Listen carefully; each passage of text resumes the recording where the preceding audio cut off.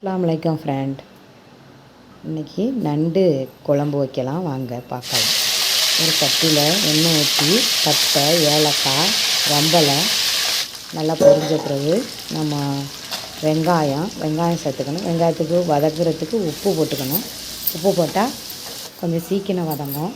நல்லா வதங்கின பிறகு கருவேப்பிலை சேர்த்துக்கணும். கருவேப்பிலை இதில் நல்லா மணமாகவும் டேஸ்ட்டாகவும் இருக்கும். அப்புறம் காரத்துக்கு 2 பச்சை மிளகாய் வதங்கின பிறகு இஞ்சி பூண்டு, கரம் மசாலா, காரத்துக்கு ஏற்ற மிளகாத்தூள் நல்லா அதை பச்சை வாடை போடுற வரையும் நல்லா வதக்கிக்கணும். வதக்கின பிறகு தக்காளி நல்லா 2 தக்காளி நான் பெரிய தக்காளியாக அரிஞ்சு வச்சுருக்கேன். அதையும் சேர்த்து நல்லா வதக்கிக்கணும்.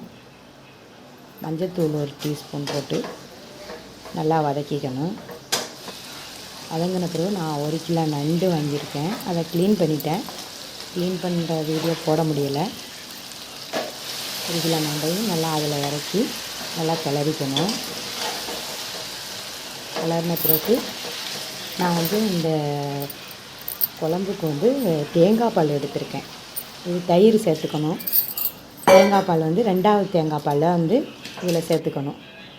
சேர்த்த பிறகு நம்ம ஜீரக சோம்பு தூள் தான் இன்றைக்கி இந்த குழம்புக்கு நான் சேர்த்துக்க போகிறேன். குழம்பு தூள் சேர்க்குறதில்ல, ஜீரக சோம்பு தூள் தான் சேர்க்கணும்.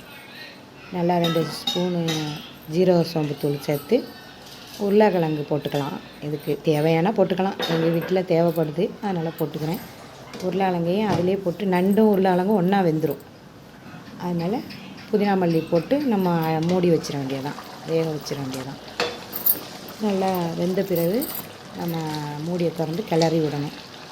கிளறி விட்டுட்டு உருளைக்கிழங்கு வெந்திருக்கான்னு மட்டும் நம்ம பார்த்துக்கணும். உருளைக்கிழங்கு வெந்துட்டால் நம்ம அது நண்டு வந்துடும். நம்ம கெட்டி பாலை ஊற்றி நம்ம அடுப்பை ஆஃப் பண்ணிடணும். அடுப்பை ஆஃப் பண்ணிவிட்டு புதினா மல்லி தூவிக்கணும். நல்லா டேஸ்ட்டான நண்டு குழம்பு ரெடி. நீங்களும் வீட்டில் செஞ்சு பாருங்கள்.